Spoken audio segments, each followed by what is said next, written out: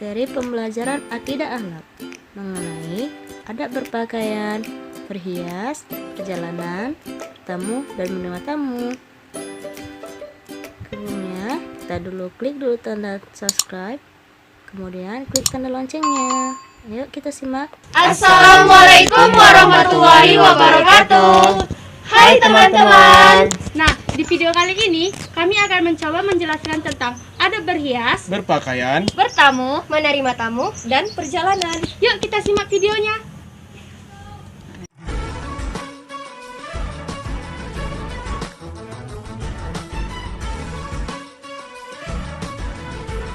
adab berpakaian. Kita sudah tahu bahwa fungsi berpakaian adalah untuk menutup aurat.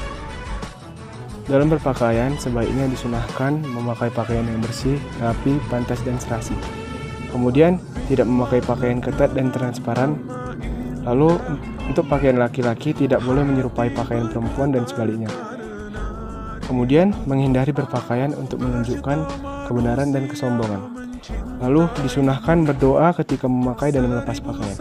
Dan terakhir, tidak berpakaian yang bergambar makhluk hidup atau ada simbol agama non-muslim. Nah, sebelum kita berhias, ada baiknya kita membaca doa bercermin, yaitu Allahumma kama hasanta khalqi fahasan khuluqi. Berhias secara islami akan memberikan pengaruh positif dalam berbagai aspek kehidupan, karena niat berhias adalah untuk ibadah. Maka segala aktivitas berhias yang dilakukan seorang muslim akan menjadi jalan untuk mendapatkan barokah dan pahala dari Allah Subhanahu wa taala. Nah, di sini ada rambu-rambu yang harus ditaati dalam berhias, yaitu yang pertama, niat yang lurus, yaitu niat beribadah kepada Allah Subhanahu wa taala. Yang kedua, dalam berhias tidak menggunakan bahan-bahan yang dilarang oleh agama. Yang ketiga, dilarang berhias menggunakan simbol non-muslim. Yang keempat, tidak berlebihan. Yang kelima, dilarang berhias seperti orang-orang jahiliyah. Yang keenam, berhias menurut kelaziman dengan memperhatikan jenis kelamin. Yang ketujuh, dilarang berhias untuk keperluan berfoya-foya ataupun riah. Adab bertamu. Bertamu sering diistilahkan dengan silaturahim. Dengan bertamu, seorang bisa menjalin persaudaraan, bahkan dapat menjalin kerjasama. Bentuk-bentuk adab bertamu yaitu yang pertama, memilih waktu yang pas. Yang kedua, mengetuk pintu. Yang ketiga, mengucap salam dengan pelan-pelan, maksimal 3 kali. Yang keempat, masuk dengan sopan jika sudah dipersilahkan. Yang kelima, jangan duduk sebelum dipersilahkan. Dengan bertamu secara baik, dapat menumbuhkan sikap toleran terhadap orang lain dan menjauhkan sikap paksaan, tekanan, intimidasi, dan lain-lain. Selanjutnya yaitu adab menerima tamu. Gimana sih bentuk adab menerima tamu yang baik dan benar itu? Yang pertama yaitu kita harus menggunakan pakaian yang sopan. Persilahkan masuk dan duduk, suguhilah makanan dan minuman. Ajaklah bicara dengan penuh keakraban. Antarkan tamu sampai depan rumah ketika hendak pulang. Menerima tamu dapat diartikan seperti menyambut tamu dengan berbagai cara penyambutan yang wajar dilakukan menurut adat ataupun agama. Nah, catatan kecil buat kita semua nih, wanita yang sendirian di rumah dilarang menerima tamu laki-laki, begitupun sebaliknya, karena hal-hal tersebut bisa menimbulkan fitnah. Dalam menyuguhkan makanan, jangan lupa untuk dipersilakan memakannya dan meminumnya ya.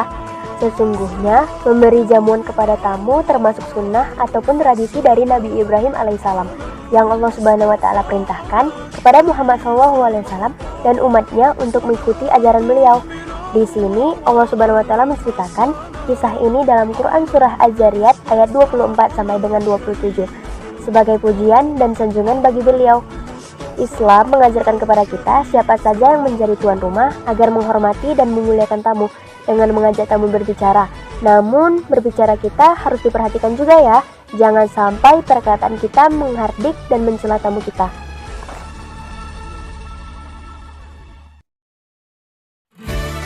Bentuk adab perjalanan. Apabila berjalan kaki, maka ada beberapa hal yang harus diperhatikan dalam menjaga akhlak perjalanan, seperti berjalan di sebelah kiri, jangan kejar-kejaran di jalan. Jika menemukan benda berbahaya, misalnya seperti paku, hendaklah diambil dan buang di tempat sampah.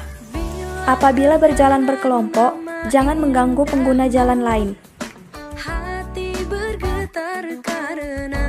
Dari contoh tersebut, dapat kita simpulkan bahwa perjalanan diartikan sebagai suatu aktivitas untuk keluar meninggalkan rumah dengan berjalan kaki atau menggunakan kendaraan yang mengantarkan kepada tujuan tertentu. Adapun adab ketika kembali di perjalanan, sebagai ungkapan rasa syukur atas keselamatan selama perjalanan, maka sesampainya di rumah segera mengucapkan hamdalah, sujud syukur, atau salat sunnah.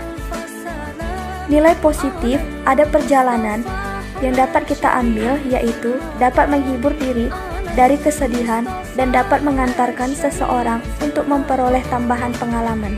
Nah, kalian sudah nonton video kami kan? Semoga video kami bermanfaat untuk kita semua. Terima kasih. Wassalamualaikum warahmatullahi wabarakatuh. Dadah. Getting even